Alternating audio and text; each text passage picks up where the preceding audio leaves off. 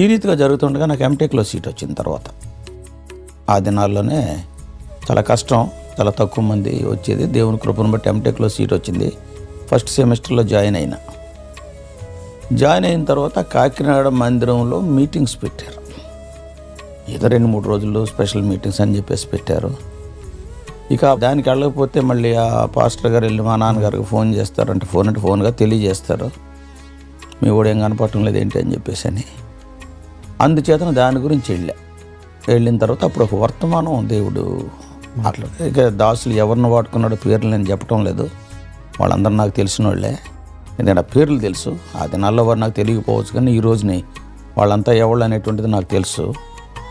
ఒక మంచి సేవకుడే చక్కటి వాక్యం చెప్పాడు ఆయన. వాక్యం చెప్తూ ఆ దినాన్ని అందరికీ తెలిసిన వాక్యమే, పూర్వం దోషకుడిని, హింసకుడిని, హానికరుని నన్ను 1 తిమోతి 1 అధ్యాయం 12-13 వచనాల్లో ఆయన వాక్యం తీసుకుని ఒక గాస్పుల్ మెసేజ్ ఇచ్చాడు. ఈవినింగ్ పగలేదో కాలేజీకి పోయాం, సాయంకాలం ఆ మీటింగ్కి వెళ్ళాం. అందులో ఆ చివరి మాట నన్ను పట్టుకుంది. తెలియక అవిశ్వాసం వలన చేసి తిని కనుక కనికరింపబడి తిని. పౌలు తిమోతికి రాస్తూ తన యొక్క సాక్ష్యాన్ని పంచుకుంటూ నేను పలానా దుర్మార్గుడిగా జీవించాను, కానీ ఎందుకు కనికరించబడ్డానంటే తెలియక ఏదో ఆకతాయిగా అవిశ్వాసం వలన చేశాను కనుక కనికరించబడ్డాను. ఆయన ఏమి దోషకుడు, ఏమి హింసకుడు, ఏమి హానికరుడు అనే దానికంటే ఎక్కువగా దీని మీద కాన్సన్ట్రేట్ చేసి చెప్పాడు ఆయన. తెలియక అవిశ్వాసం వలన చేస్తున్నావు, నువ్వు క్రైస్తవ కుటుంబంలో పుట్టావు, నీ తల్లిదండ్రుల మీద మీద ఎంతో హోప్ ఉంది, వాళ్ళకన్నా ఎక్కువగా దేవుడికి నీ మీద ఎంతో హోప్ ఉంది. ఇవన్నీ ఉన్నా కానీ ఇష్టానుసారంగా జీవిస్తున్నావు, భయాందోళనలో ఉన్నావు, తెలియక అవిశ్వాసం వలన చేస్తున్నావు కనుక దేవుడు కనికరిస్తాడు, దేవుడి దగ్గరికి రా. ఓ మాటలో చెప్పాలంటే అప్పుడు నాకు 21 సంవత్సరాల ప్రాయం. అన్ని సంవత్సరాలు వాక్యం విన్నాను, కానీ ఒక విధంగా ఆ రోజున కాన్సన్ట్రేట్ చేశాను. ఇదేదో మన జీవిత చరిత్ర చెప్తున్నాడు ఈయన అని చెప్పేసి అని, మన గురించే చెప్తున్నాడు కదా అని చెప్పేసి అని కాన్సన్ట్రేట్ చేసి వింటే చాలా మంచిగా అనిపించింది.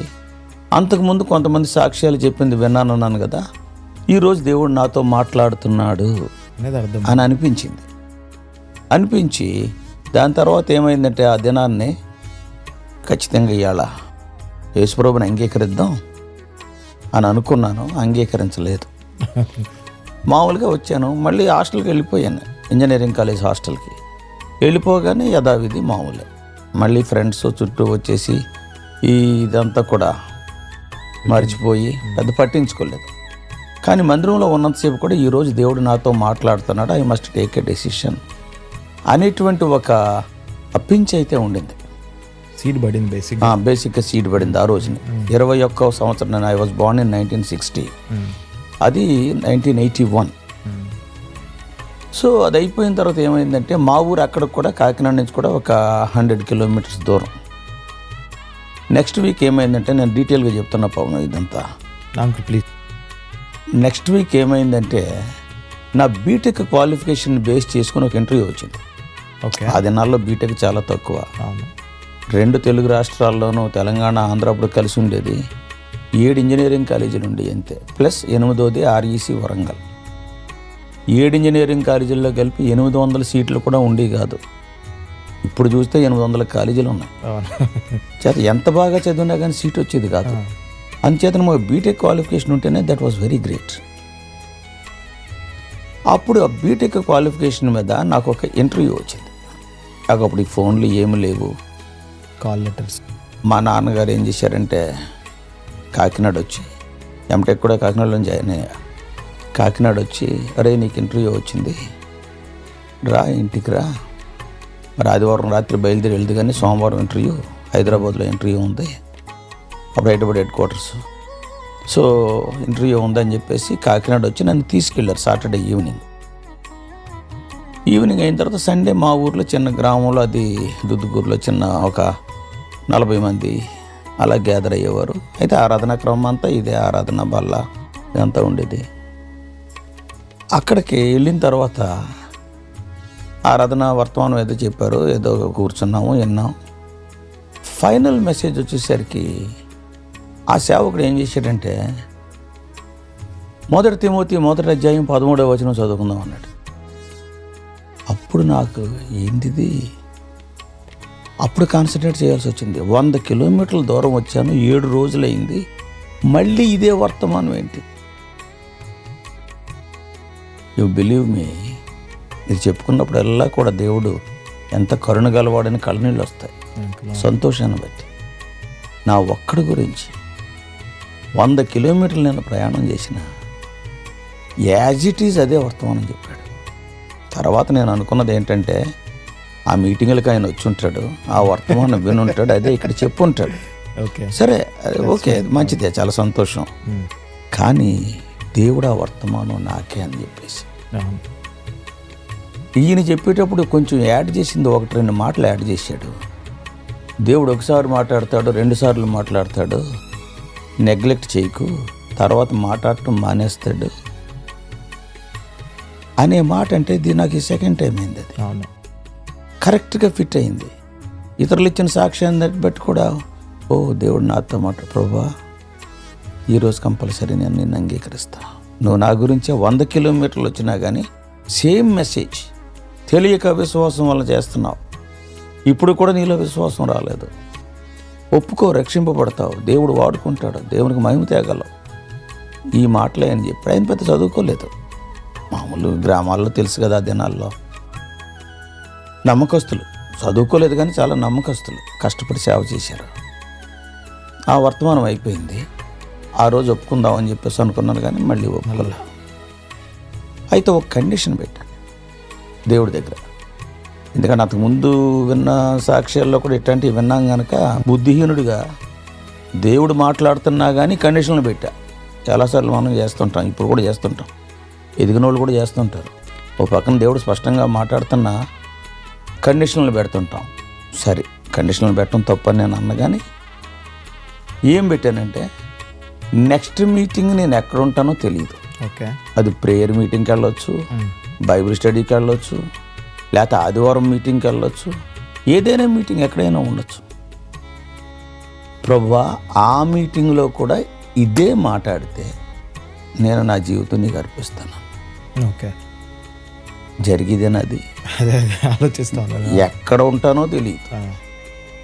సరే, అది నవంబర్ మాసం. మా నాన్నగారు ఏం చేశారంటే, అరే హైదరాబాద్ వెళ్తున్నావు కదా, అక్కడ కాన్వకేషన్ జరుగుతుంది, ఎలాగ వెళ్తున్నావు కదా, ఇంటర్వ్యూకి వెళ్తున్నావు, 4 రోజులు అక్కడే ఉండు, కాన్వకేషన్ జరుగుతుంది కదా, ఆ దాంట్లో కూడా అటెండ్ అయ్యిరా అని కొంచెం డబ్బులు ఎక్కువ ఇచ్చారు.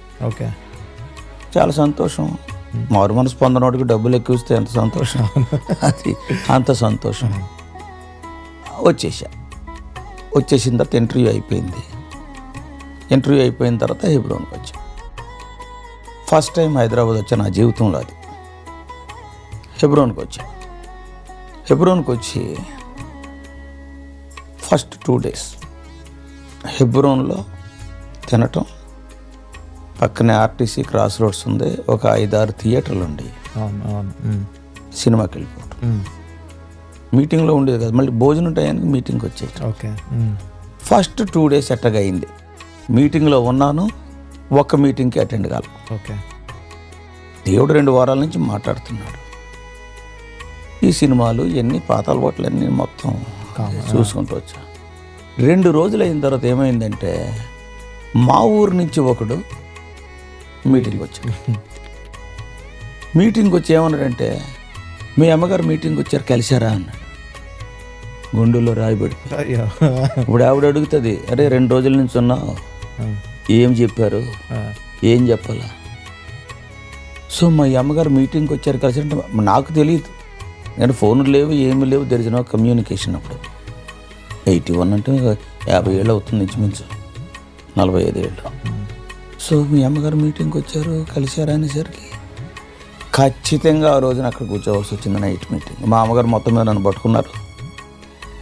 మా కజిన్ బ్రదర్ ఒక ఆయన ఉండి కూడా అక్కడ హైదరాబాద్లో, ఆయన ఏదో భోజనానికి పిలిచాడు ఆ రాత్రి. మా అమ్మగారు అన్నారు, ఎందుకంటే చాలా కాలం మా అమ్మగారు అక్కడికి వచ్చారు కనుక భోజనానికి పిలిచాడు. భోజనానికి పిలిస్తే వాళ్ళ ఇంటికి పోవాలేక, నైట్ మీటింగ్ అయిన తర్వాత వెళ్తాంలే అని చెప్పేసి అని నన్ను ఇంట్లో జానీ అని పిలుస్తారు, జాన్ విక్టర్ అయినా కానీ మా అమ్మగారు నాన్నగారు. మా అమ్మగారు అన్నారు, అరే జానీ, మనం మీటింగ్ అయిన తర్వాత ఒకళ్ళు కలుసుకోవడం చాలా కష్టం రా. మగోళ్ళ పక్కన నువ్వు ఈ చివరి కూర్చో, ఆడోళ్ళ పక్కన నేను ఈ చివరి కూర్చుంటా. మీటింగ్ అయిపోయిన కలిసి తొందరగా వెళ్ళిపోవచ్చు. చచ్చినట్టు వాక్యం వినాల, తప్పలే ఇంకా. ఆ రోజు రాత్రి పాటలు అయినాయి. ఇప్పుడు వాక్యం వినాల్సిన పరిస్థితి వచ్చేసరికి గత 2 వారాల్లో జరిగినాయి తిరుగుతున్నాయి మనసులో. ఆ రోజు సేవకుడు అయినందరూ నాకు తెలుసు, దైవజనుడు ఎవరైతే ఇచ్చారో. తర్వాత ఆయనతో పాటు నేను కలిసి ఎంతో సేవ చేశాను. ఆయన ఆ రాత్రి అక్కడ ఆల్ ఇండియా హోలీ కాన్వొకేషన్లో మెసేజ్ ఓకే పులిపిటి మీదకి వచ్చాడు. పులిపిటి మీదకి వచ్చి ఆయన ఇంకా బైబిల్ ఓపెన్ చేయకుండానే shall we turn to 1 Timothy 1:13 అన్నాడు. ఇప్పుడు కూడా నాకు దుఃఖం అనిపిస్తుంది. 3 weeks for this dirty sinner God was chasing me. ఆయన ఏమన్నాడంటే, let us turn to 1 Timothy 1:13, 1 Timothy 1:13 చదువుకుందామన్నాడు. యు బిలీవ్ మీ, మెసేజ్లో ఒక్క మాట కూడా నేను అంకుల్ ప్రార్థన చేసుకుంటాం, ప్రభువా నాకు మెసేజ్ వద్దు, ఇంకా 1 తిమోతి 1:13 చాలు. అక్కడ ఎంత ప్రేమ కలిగిన వాడు. ఎందుకంటే అంతకుముందు సాక్ష్యాలు వింటాం కొంచెం. 3 వారాలు నా గురించి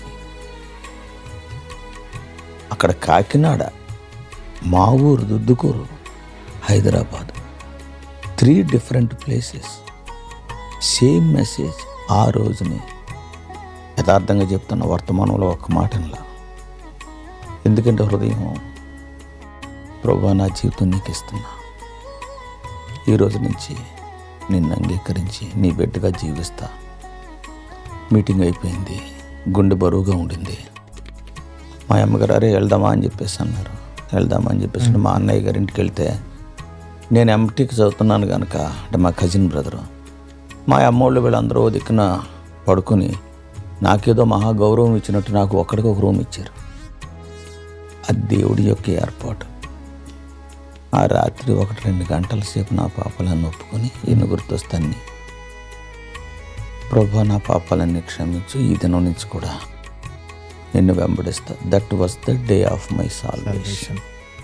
దేవుడు ఎంతగా